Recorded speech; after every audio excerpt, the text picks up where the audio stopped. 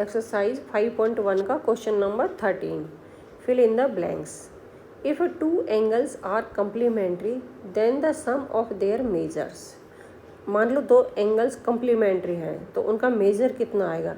Complementary होंगे तो 90 से कम होंगे और उनका जोड़ 90 आएगा।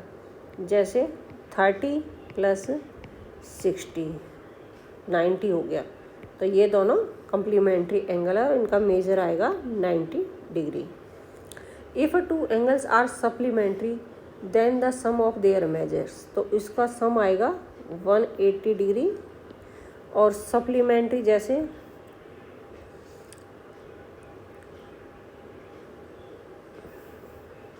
एक एंगल हो गया 90, दूसरा भी 90, तो ये दोनों मिलकर हो गए सप्लीमेंट्री एंगल्स। ठीक है, सप्लीमेंट्री बना रहे हैं मिलकर, तो सप्लीमेंट्री एंगल्स। या हम कुछ भी ले सकते हैं और भी कुछ ले सकते हैं।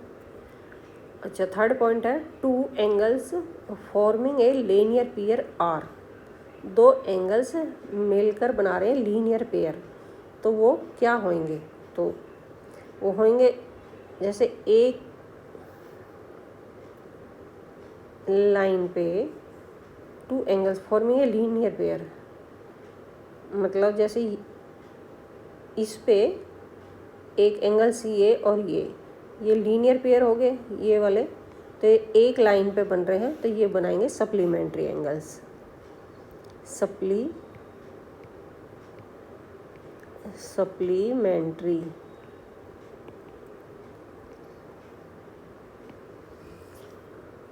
चौथा पॉइंट है if two adjacent angle are supplementary they form a. अगर दो एंगल सप्लीमेंट्री हैं, मान लो जैसे ये वाला एंगल ये और ये सप्लीमेंट्री एंगल है, तो they form a linear pair, क्योंकि ये एक ही लाइन पे है तो they form a linear pair.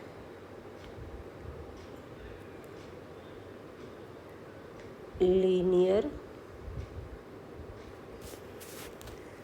Pair.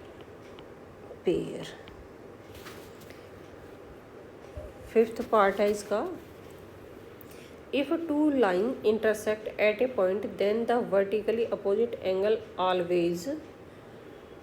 अगर दो लाइन इंटरसेक्ट कर रही हैं एक ही पॉइंट पे, मान लो ये और ये एक ही पॉइंट पे इंटरसेक्ट कर रही हैं, तो देन द वर्टिकली अपोजिट, ये इसके अपोजिट है, ये इसके, तो आर ऑलवेज इक्वल, बराबर के होंगे, इक्वल। 6 पॉइंट है if two line intersect at a point then if one pair of vertically opposite angle are acute angle then the other pair of vertically opposite angles are। ये कह रहा है कि अगर दो लाइन आपस में इंटरसेक्ट कर रही हैं तो इसका एक एंगल, ये दो एंगल तो एक्यूट एंगल हो गए, तो दूसरा क्या होगा, तो दूसरा ये ऑब्ट्यूज एंगल आ जाएंगे ये वाले, क्योंकि ये वाला बड़ा है, ये वाले ऑब्ट्यूज एंगल आ जाएंगे। ठीक है, तो यहाँ पर आएगा ऑब्ट्यूज।